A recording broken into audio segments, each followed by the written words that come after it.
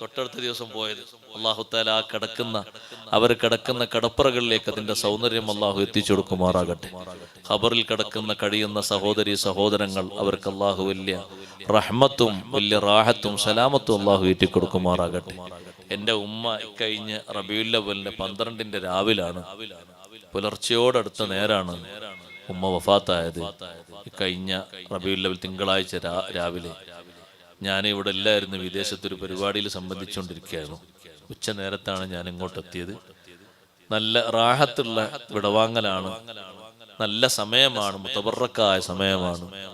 അദ്കാറുകളൊക്കെ ചൊല്ലി അല്ലാഹ് എന്നുള്ള കലിമത്ത് അങ്ങനെ ചൊല്ലി അവസാനം അങ്ങനെ അങ്ങോട്ട് ഈ ദുനിയാവെന്ന് അള്ളാഹുവിന്റെ ഹളറത്തിലേക്ക് യാത്രയായി. ഉമ്മാക്ക് അല്ലാഹു തആല ദറജകൾ ഏറ്റി കൊടുക്കട്ടെ. ഞങ്ങളൊക്കെ പഠിപ്പിച്ച് ഞങ്ങളെ, എന്നെയും ജ്യേഷ്ഠനെയും അനുജനെയൊക്കെ ഇൽമിന്റെ വഴിയിൽ തന്നെ നിലനിർത്തിക്കൊണ്ട് പഠിപ്പിച്ച ബാപ്പയും ഉമ്മയും രണ്ടുപേരും നമ്മിൽ നിന്ന് വിട്ടുപോയി. ഒരു 10-12 വർഷം മുമ്പ് ഉപ്പയും ഇതുപോലെയുള്ള നല്ലൊരു തിങ്കളാഴ്ച രാവിലെ, ഉമ്മ വഫാത്തായതും തിങ്കളാഴ്ച രാവിലാണ്, ഉപ്പ വഫാത്തായതും തിങ്കളാഴ്ച രാവിലാണ്.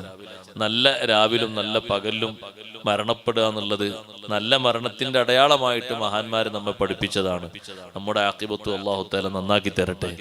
അവരൊക്കെ അങ്ങനെ ഒരു രാത്രിയും പകലും തിരഞ്ഞെടുത്തത്, ഉമ്മ ഈ റബീഉൽ അവ്വൽ 12 രാവന്നെ തിരഞ്ഞെടുക്കാൻ കാരണം, പ്രിയപ്പെട്ട സഹോദരിമാരെ, ഞാൻ മനസ്സിലാക്കുന്നത്, ഞാൻ എൻ്റെ ഓർമ്മ വെച്ച കാലം മുതൽക്ക് കാണുന്നതാണ്, എല്ലാ ദിവസവും ഇശാഇന്റെ ശേഷം ഒരു ഹദീസ്, മങ്കൂസെന്നോ ഷറഫലനാമെന്നോ ഒരു ഹദീസ് ഓതി അതിന്റെ ബൈത്തും ചൊല്ലി ഒരു ചെറിയ ദുആ ദ്വാരക്കും. അത് അവരുടെ ജീവിതത്തിൽ ഒരു പതിവാണ്. വലിയ ക്വാളിഫിക്കേഷനുള്ള ആൾക്കാരൊന്നല്ല നമ്മളെ ഉമ്മമാര്, പക്ഷേ അവരെ ഈമാനിന്റെ ഒരു ഖുവ്വത്ത് പോലെ, ശക്തി പോലെ നമുക്ക് എത്തിച്ചേരാൻ കഴിയില്ലല്ലോ. അല്ലാഹു തആല അവർ സബീലിലായി, നല്ല മഹബത്തിലായി, ഖുവ്വത്തുൽ ഈമാനിലായി ജീവിക്കാൻ അല്ലാഹു ഭാഗ്യം നൽകുമാറാകട്ടെ. അപ്പോ അവർക്കൊക്കെ വേണ്ടി ദുആ ചെയ്യേണ്ട നല്ല സദസ്സാണ്.